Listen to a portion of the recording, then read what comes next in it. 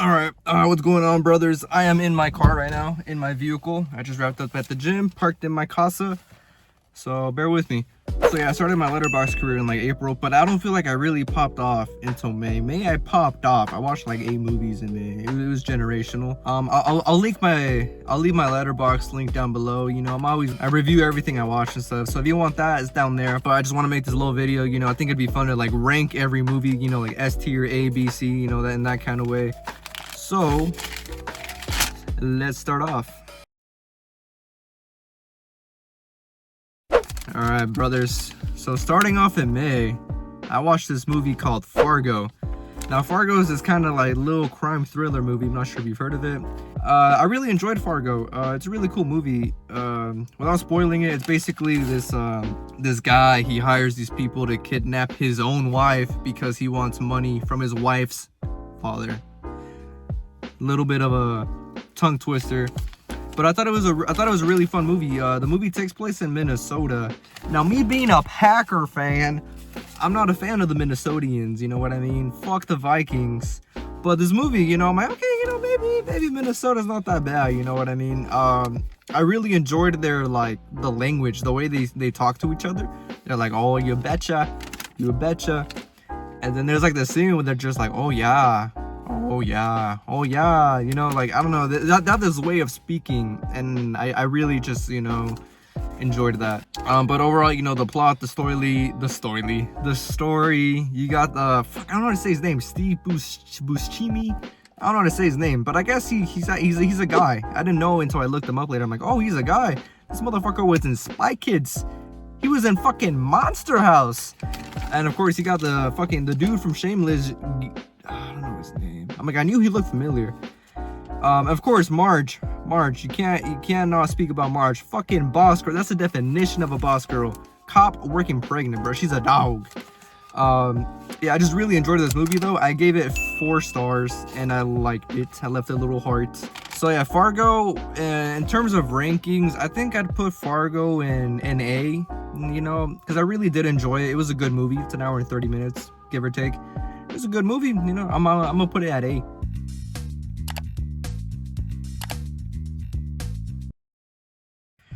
Up next, May 7th, I watched X. So on this particular day, I started off watching Don John, right? Because I saw this Instagram reel about it, and I was like, okay, you know, I'll finally check it out. You know what I mean? But then like for 40 minutes into it, I was like, or like 30 minutes into it, I was like, oh, I'm not feeling it.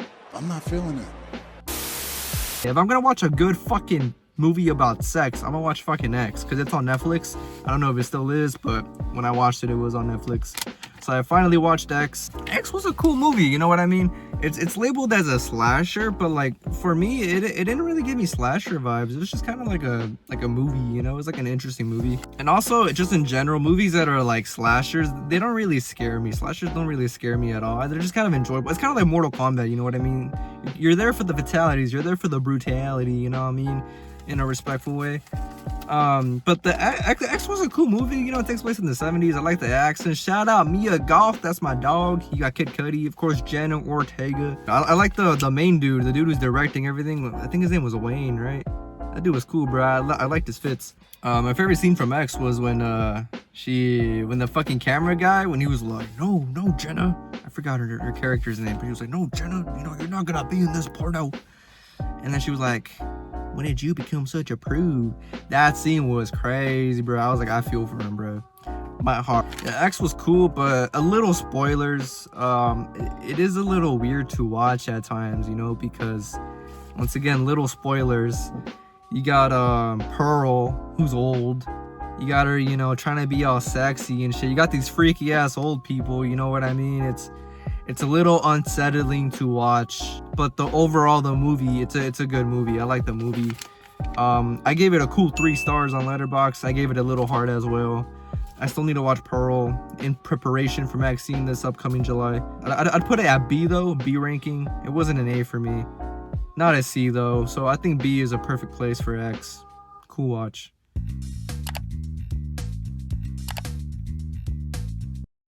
May 14th, We watched Good Will Hunting. Now Good Will Hunting is one of those movies that I feel is like an essential movie. I feel like there's just movies that every human being kind of has to watch at some point, you know. I'm talking about your Titanics, your Pulp Fictions, your Fight Clubs, your Good Will Huntings, my voice cracked, your Inceptions, Interstellars, you know, that kind of La La Land. You know, I feel like there's just movies that are just kind of like everybody kind of has to watch, you know, like the pillars of cinema, you know what I mean? Good Will Hunting, that's one of them. I finally knocked it off my list, finally watched it May 14th. That movie was fucking crazy, bro. I've only watched partially. I watched a little bit of it when I was in high school, but I didn't really give a fuck back then. And dude, I cried, man. I cried like 4 times minimum, man. I was sobbing at some point. I was like, oh, damn. That script was nuts. That script was probably the best movie, the best script in a movie that I've ever seen to this day. To this day. To this day. I'm not even kidding. They fucking cooked with that script. Ben Affleck, Matt Damon, they cooked, brother. They cooked. Yeah, it was just a really good movie. Really good movie. And, you know, especially the movie, it kind of revolves a little bit around like college, kind of deciding what to do with their future. At this stage of my life, I'm going back to college in like, you know, this fall semester. So it was a little relatable in that way too. Robin Williams, I was unfamiliar with your game. I'm always hearing these great things about Robin Williams. I'm not too familiar with Robin Williams movies, to be honest. I really only that I could actually remember is Jumanji. He was in it, you know. Anything else, I don't really recall any Robin Williams movies. But I was like, oh, I get it now. I get it now, Robin Williams. You are a dog. I understand now. Nonetheless, when it came to rating it, when the screen came up to rate Good Will Hunting, I gave it 5 fucking stars. I'm like, this is a 5-star movie. This is fucking cinema, brother. It's a great movie. Of course, I gave it a heart. And this goes in the S tier ranking. Good Will Hunting is an S tier movie. Highly recommend anybody should watch this movie. Watch this fucking, it's a great movie. Cinema, brother. Cinema.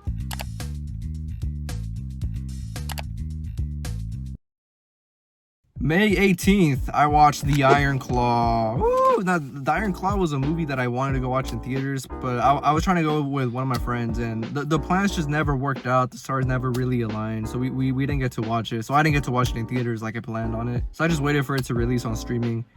Finally released on streaming. I finally watched it, and I loved it, brother. I loved it. You know, I've been a lifelong wrestling fan. Of course, I kind of stopped watching it, you know, from like 2009 to like 2022. I started watching it again in 2022 because of Pat McAfee. He was in WrestleMania, and I've been pretty much actively keeping up with wrestling since 2022. Big fan of wrestling. The Iron Claw is a great movie. I was never really familiar with the Von Erich story. One of my nitpicks, little spoilers about the movie, is that they left out some parts. Like, for example, they left out this brother, Chris Von Erich. They left him out of the movie. He's not in it at all. And they left out some other details that I looked up, you know, something about like that the wife, you know, they weren't even together in some parts of the movie. IRL, you know, canonly. But the movie, I love the movie. It was a great movie. This movie's probably the one that stood out to me the most throughout the month. It's the one that I kept going back to throughout May. I kept watching reactions to, that I kept just thinking about, rewatching scenes. It has like great cinematography. It's just a really great looking movie. And you know, I'm into the gym stuff. I'm into wrestling, and that movie revolves around a lot of that kind of stuff. But it's a big tragedy movie. It's really tragic. It's really, there's some maybe there could be some triggering scenes in this movie. Of course, I did cry or got emotional at the end. I'm not gonna say why, but I was like, oh man. You know, even when I watch people react to that scene, I get a little, you know, teary-eyed. Zac Efron, dude, great performance by Zac Efron, dude. I am a little familiar with this game. I watched but when he played Ted Bundy, I watched that movie with him, and he did pretty good in that one. The scene that stood out to me the most, that really got me, was spoilers. When Carrie, you know, and then his dad comes out, and Kevin, the character Zach plays, he's like, I told you to look after him. I told you. You didn't listen. You didn't take care of it. That scene was cinema. Absolute cinema. That scene got to me, brother.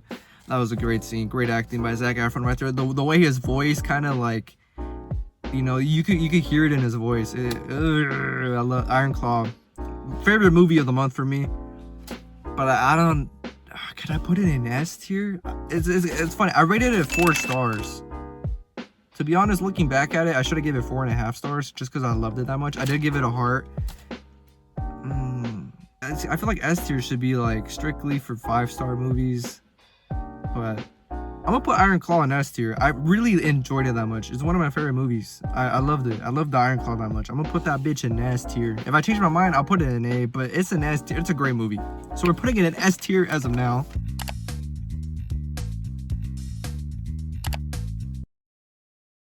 May 22nd, we watched Killing Them Softly. This movie, I saw it on Max when I was scrolling. I saw Brad Pitt was in it, so I was like, oh, Brad Pitt, he's a dog. I gotta watch this, right? It was boring. It was a boring movie. I did like the intro. When I watched the intro, I watched like the first 10 minutes and I was like, oh, this could be juicy. I'll watch it later.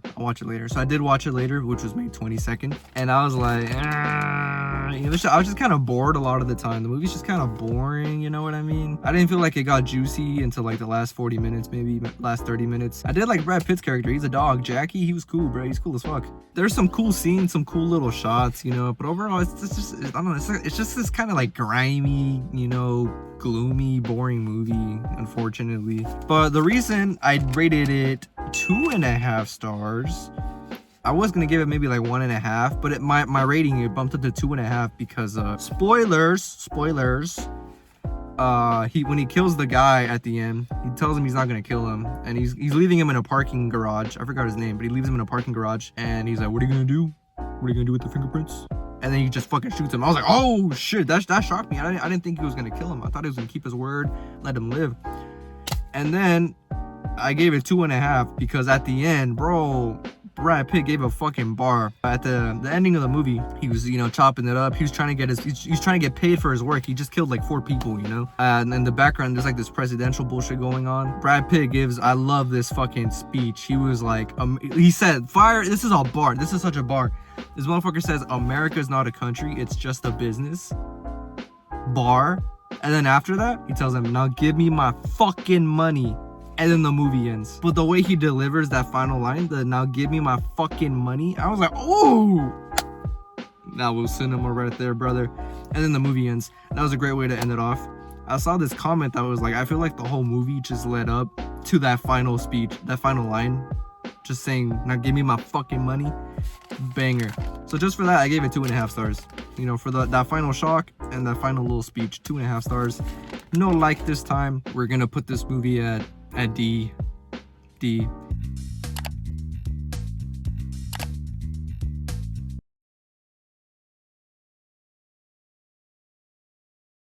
May 23rd, finally finished Don John. Like I said, I started Don John May 7th before I watched X. But I was like, I gotta finish this movie. I gotta finish what I started. So I finally finished Don John, and I just didn't like Don John, bro. Like, you know, I've heard things about it that people were like, it's a little certain taste kind of movie, you know what I mean? Not everyone's gonna enjoy this one. I sure as hell didn't enjoy it. And it's actually funny because so far this year, that was my 3rd Scarlett Johansson movie. I watched Lost in Translation, her, and Don John. Is that a fucking cat? It's a cat. Oh my god, it's so skinny. But I just didn't enjoy the movie, you know. Little spoilers, but not really.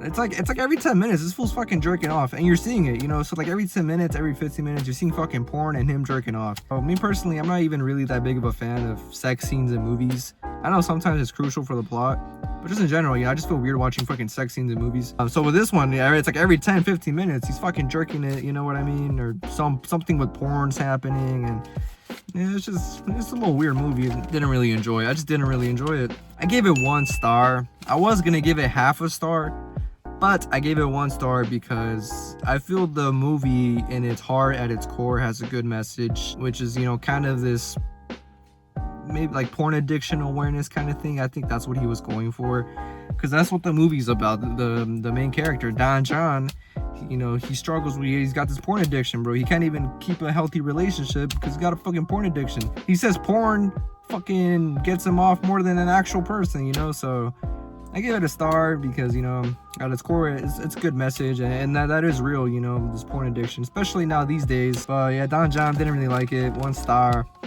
Whatever my lowest ranking is, I'm gonna put it there. So if there's an F, that bitch is going an F, brother. No heart.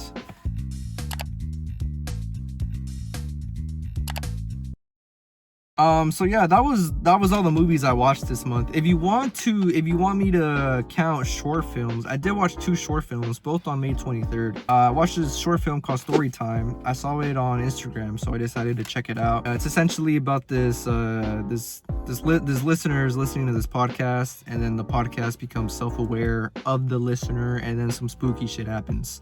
It's on YouTube. It's by this great director. I think his name's Dylan, I believe.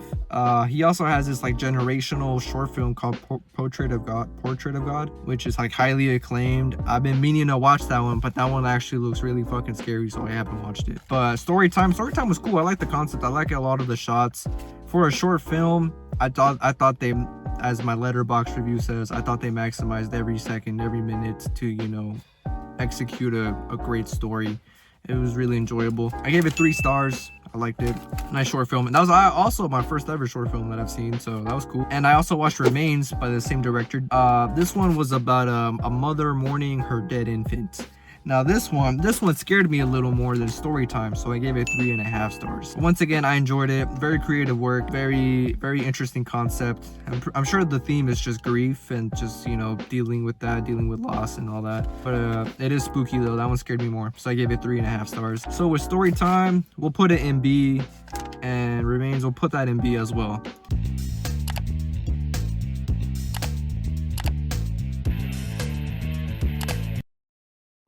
So yeah, that's what I watched in May. That's my ranking for May, the May rankings. Once again, my Letterboxd will be in the description if you want to check it out. I'm crazy active on it these days. Crazy active. We're on it, bro. I love Letterboxd too, because like it kind of motivates me to watch more movies, which is something I've always wanted to do.